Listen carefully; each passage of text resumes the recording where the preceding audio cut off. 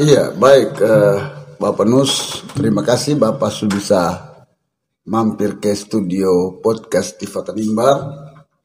Kami dari studio menyampaikan penghargaan dan terima kasih atas kunjungan Bapak di studio ini. Bapak Nus, saya berpikir bahwa selain ada turunan dari kelapa ini, ada visionya, tetapi juga bisa dibuat minyak kelapa. Selain minyak kelapa dapur, juga untuk briket. Nah, ini seperti apa penjelasannya? Mungkin ada sejumlah pengalaman yang Bapak miliki, tentu bisa dijelaskan melalui media ini. Kemudian bisa kita publikkan ke publik terkait dengan bagaimana kelapa itu punya fungsi yang sangat berjenjang untuk bisa dimanfaatkan atau bisa diproduksi untuk dimanfaatkan, begitu Bapak. Jadi mungkin lebih khusus terkait dengan kelapa, dia produksi masuk ke minyak kelapa, dan apa benar sesuai dengan info, sesuai dengan pandangan orang bahwa minyak kelapa ini sering kata di luar sana bilang mengandung kolesterol. Jadi mungkin kesempatan ini bisa Bapak jelaskan sedikit terkait dengan proses minyak kelapa ini dan bagaimana makanannya, begitu Pak. Silakan. Oke, baik. Sebenarnya kita sendiri tahu bahwa kelapa itu banyak sekali manfaat. Manfaatnya bahwa sebenarnya dari daun sampai akar semua ada manfaat. Dari kelapa itu sendiri. Yang pertama, kelapa yang kita ambil ini kan, yang pertama kita kemarin kan bilang untuk VCO. Kemudian sekarang minyak kelapa. Minyak kelapa ini dia sangat baik untuk kita, dalam artian bahwa untuk menggoreng. Ini kan minyak kelapa untuk kita menggoreng atau ini memasak. Kebutuhan dapur ini namanya. Jadi kalau minyak kelapa ini dia sangat bagus. Kenapa dia sangat baik? Karena dia banyak, di dalam minyak kelapa itu juga ada VCO-nya juga. Dari minyak kelapa itu. Dan minyak kelapa yang kita punya ini sebenarnya dia baik. Dia bagus untuk masak. Goreng. Dalam artian bahwa minyak kelapa ini kita cuma lakukan sekali pemanasan dan tidak ada bahan tambahan apapun. Sama sekali tidak ada bahan tambahan. Memang ini murni kelapa untuk menggoreng. Dan aroma dari gorengan juga kemungkinan dia agak beda sedikit, atau kemungkinan dari fisik dari gorengan itu dia juga agak beda sedikit. Tapi prosesnya juga sama ya? Artinya dikupas, dikukur, atau bagaimana diperas begitu sampai jadi, yaitu masak ya? Nah itu kan prosesnya untuk buat minyak kelapa ini kan sebenarnya ini pada umumnya juga orang sudah tahu. Betul. Dalam artian bahwa yang sering orang lakukan mungkin di kampung-kampung, bahkan di desa sendiri, orang sebuah juga. Jadi minyak kelapa ini karena kita harus parut, kemudian kita harus press, dapat santan. Lalu ini dengan cara untuk dapat minyak kelapa kita harus masak. Tapi masak juga itu dengan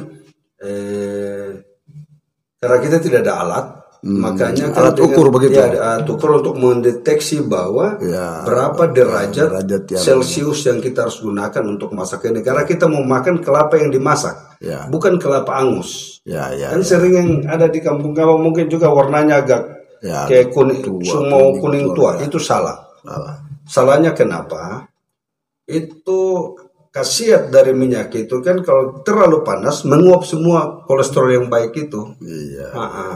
Jadi kalau kita double lagi untuk pakai goreng berarti kan sudah double pemanasan. Jadi yang jelasnya yang kolesterol baiknya pasti menguap semua karena panasnya terlalu tinggi.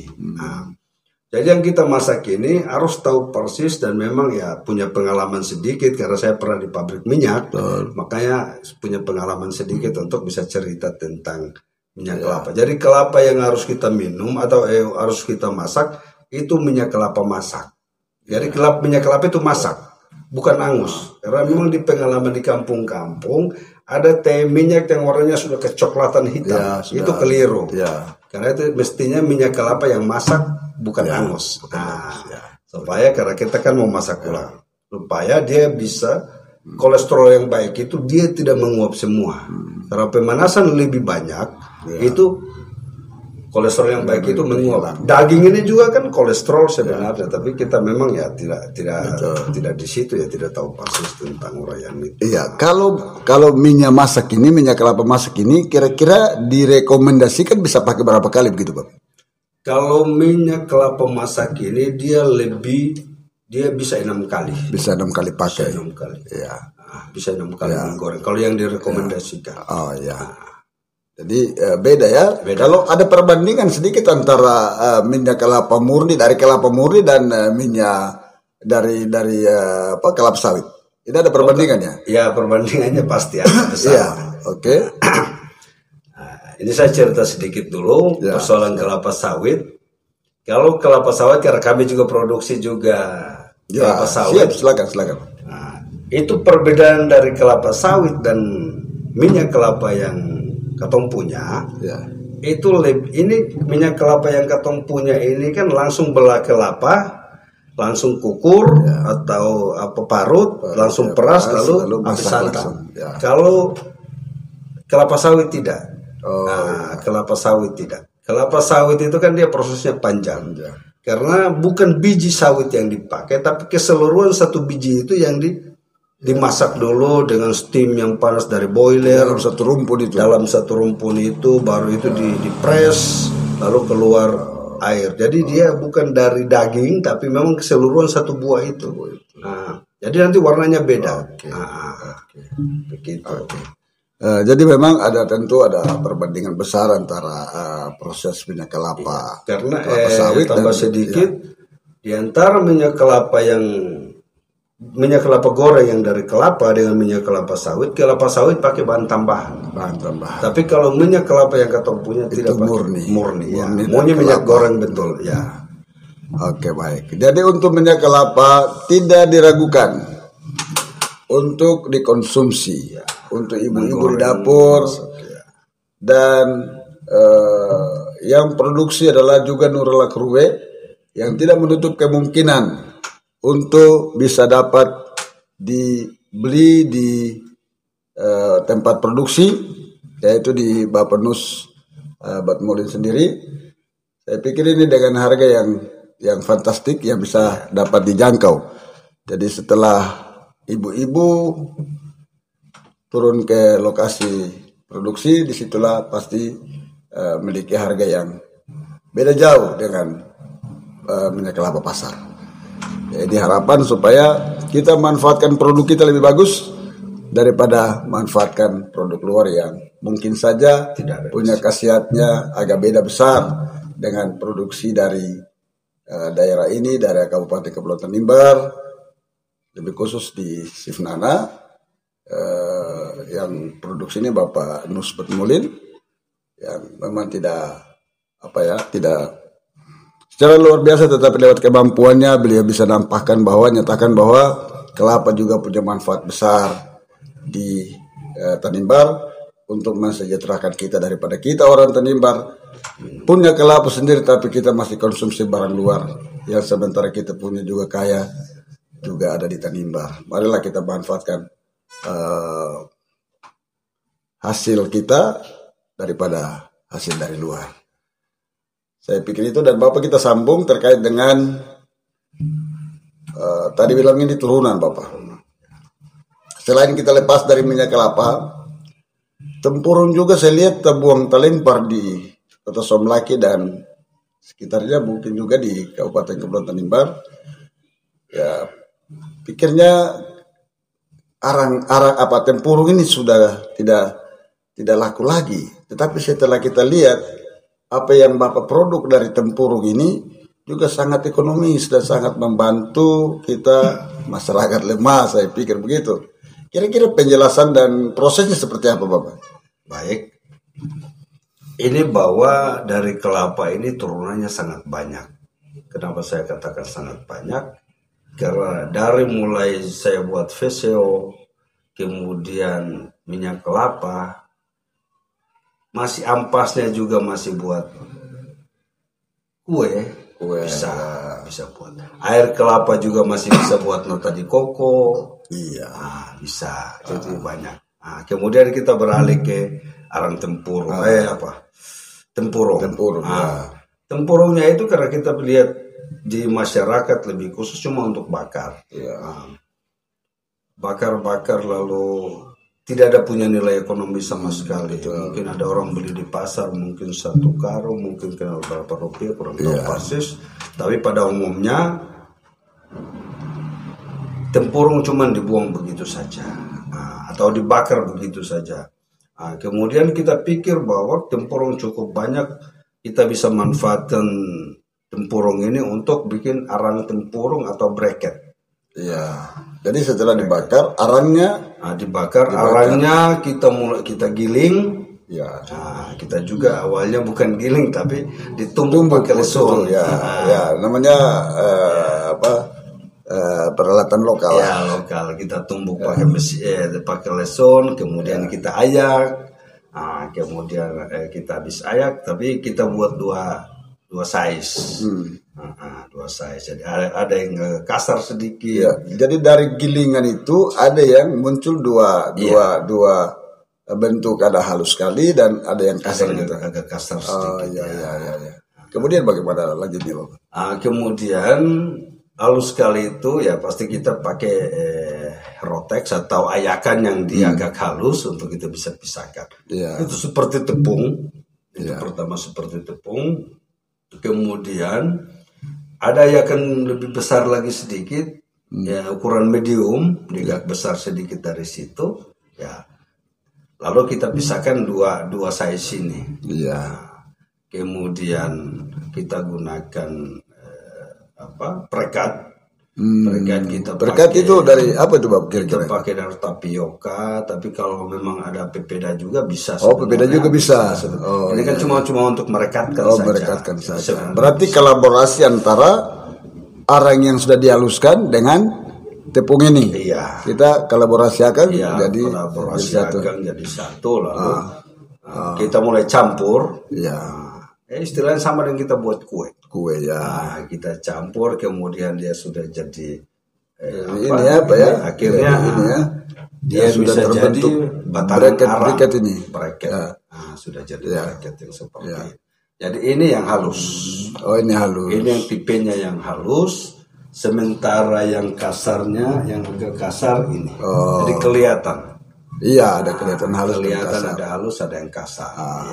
Jadi itu tergantung kita ya. Jadi keahlian kita saja untuk bisa buat. Karena kalau proses ini bagaimana, Bapak? Prosesnya. Untuk jadi bracket ini apa? Jadi bracket itu ya kita harus buat cetakan sendiri.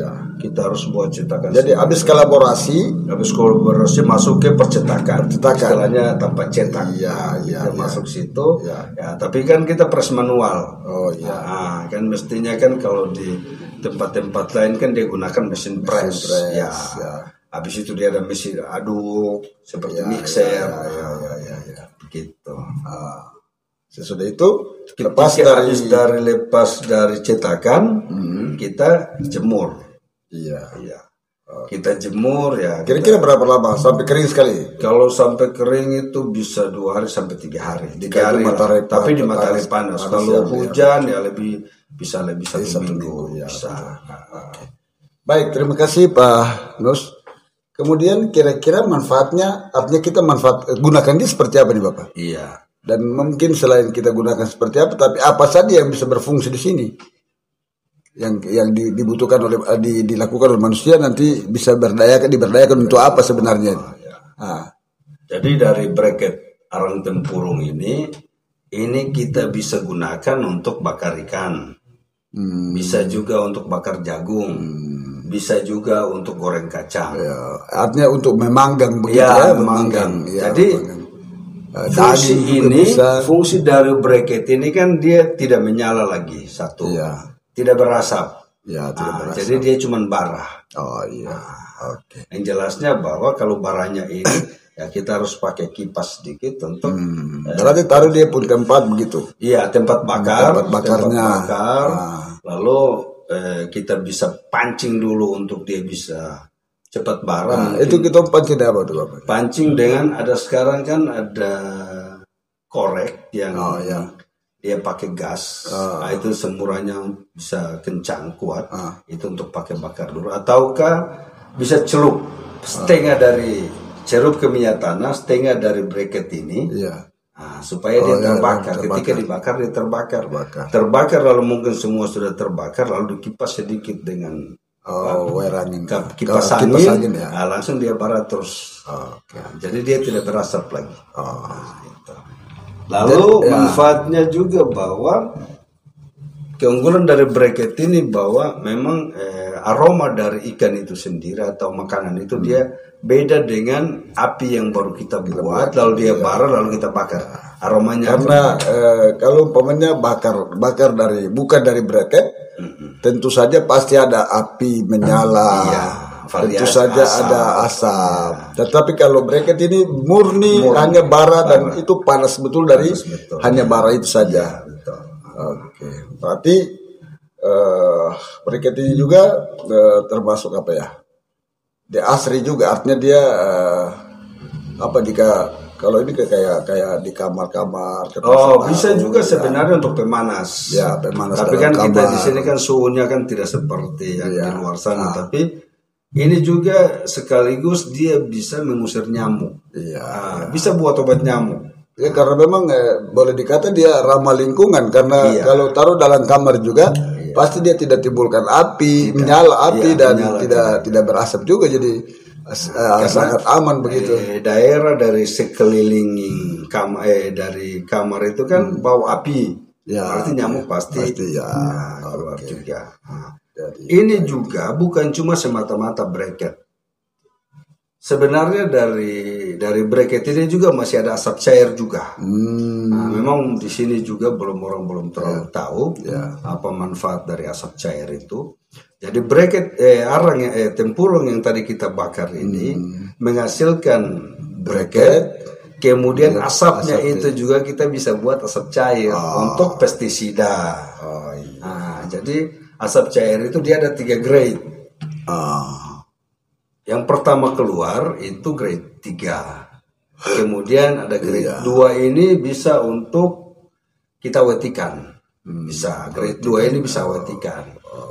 Begitu. Jadi kalau grade 1 ini asap tadi itu bisa jadi api. Bisa menyala kalau bakar. Berarti dia dalam selain 3 produk yang Bapak ciptakan dari kelapa ini, mungkin nanti ke depan mungkin bisa pikirkan itu kalau seandainya ini semua sudah jalan normal begitu ya? Iya, bisa. Oke. Jadi untuk sementara dari kelapa ini, dari buahnya 3 produk ya, ada tambahan lagi tapi untuk sementara 3 ini kita fokuskan. Ya, kalau yang sudah jadi jalan normal pasti yang lain masih ikut juga. Iya. Oke. Jadi atas kemampuan yang ada bisa bertambah juga dari hasil olahan dari sebenarnya banyak juga masih ada sabut kelapa. Sabut kelapa kan kata masih bisa bikin untuk kokopit, pejana tanam, bisa kalau ada kreasi juga bisa bikin sapu, bisa bikin gesek kaki, bisa banyak sebenarnya. Artinya pasti ada punya niat dan punya potensi pikir juga ada di situ. Iya, karena jadi mungkin yang ada kita kembangkan ini dulu.